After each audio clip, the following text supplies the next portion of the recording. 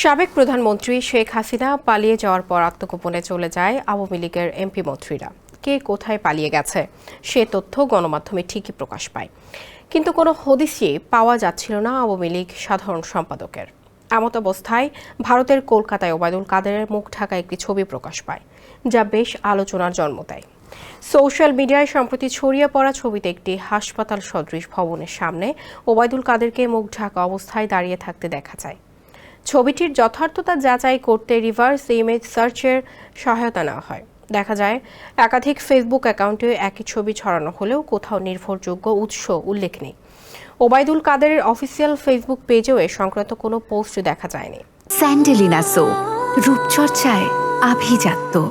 ছবিটি কৃত্রিম বুদ্ধিমত্তা এআই দিয়ে তৈরি কিনা তার শনাক্ত করতে একাধিক চেকিং টুল ব্যবহার করা হয়।